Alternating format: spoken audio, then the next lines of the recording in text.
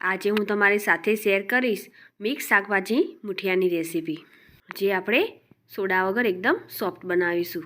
મારી રેસીપી તમને ગમતી હોય અને હજુ સુધી સબસ્ક્રાઈબ ન કરી હોય તો લાઈક, શેર અને સબસ્ક્રાઈબ કરજો। મિક્સ શાકભાજીના મુઠિયા બનાવવા માટે 1 કપ જેટલા લીલા મેથીના પાન લઈશું અને 1 કપ લીલા ધાણા લઈશું અને તેમાં 1 કપ જેટલું છીણેલું ગાજર એડ કરીશું અને 1 કપ જેટલી ચોપ કરેલી કોબીજ એડ કરીશું। હવે તેમાં સ્વાદ પ્રમાણે મીઠું એડ કરીશું અને 2 ચમચી જેટલું ધાણા જીરું એડ કરીશું અને તીખાશ પ્રમાણે લાલ મરચું એડ કરીશું અને 2 ચમચી જેટલી હળદર એડ કરીશું। 1 ચમચી જેટલો ચાટ મસાલો એડ કરીશું અને 3 ચમચી જેટલા તલ એડ કરીશું। 2 ચમચી જેટલો ગોળ એડ કરીશું। ગોળ એડ કરવાથી તેનો ટેસ્ટ એકદમ સરસ આવશે અને તેમાં અડધા લીંબુનો રસ એડ કરીશું। હવે બધી જ વસ્તુને સરસ રીતે મિક્સ કરી લઈશું। બધી જ વસ્તુ મિક્સ થઈ જાય પછી તેમાં આપણે લીલું લસણ એડ કરીશું અને લીલા મરચાં એડ કરીશું।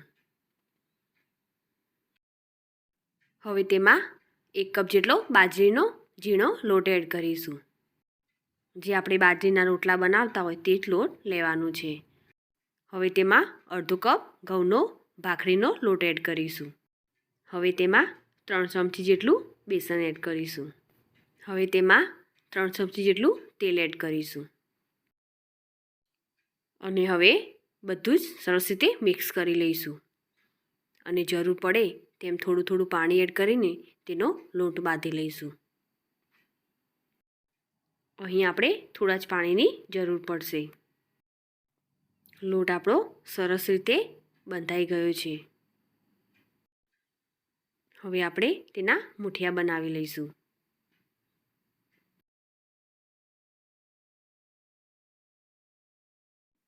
આ રીતે બધા જ મુઠિયાને વણી લઈશું અને એક કાણાવાળી ડીશ લઈને તેના પર તેલ લગાવી લઈશું અને બધા જ મુઠિયાને આ રીતે ગોઠવી દઈશું। મુઠિયા આપણા રેડી થઈ ગયા છે। હવે તેને સ્ટીમ કરીશું। તો સ્ટીમરમાં પાણી એડ કરીને તેના ઉપર આ રીતે ડીશ મૂકી દઈશું અને તેને ઢાંકી દઈશું। 15 થી 20 મિનિટ માટે તેને સ્ટીમ થવા દઈશું। 20 મિનિટ પછી તેને આપણે ચેક કરી લઈશું। તો મુઠિયા આપણા સરસ એવા બફાઈ ગયા છે। હવે તેને આપણે ઠંડા થવા દઈશું। મુઠિયા ઠંડા થઈ જાય પછી તેને આ રીતે અલગ કરી દઈશું અને તેને કટ કરી લઈશું।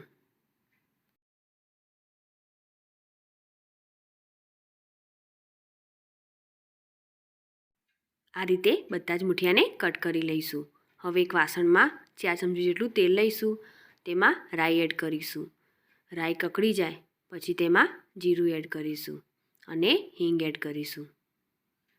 હવે તેમાં મીઠા લીમડાના પાન એડ કરીશું અને લીલા મરચાં એડ કરીશું। મરચાં થોડા સોફ્ટ થઈ જાય ત્યાં સુધી આપણે તેને સાંતળી લઈશું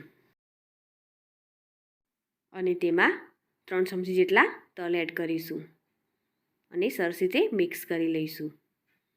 હવે તેમાં કટ કરેલા મુઠિયાને એડ કરી દઈશું અને સરસ રીતે મિક્સ કરી લઈશું।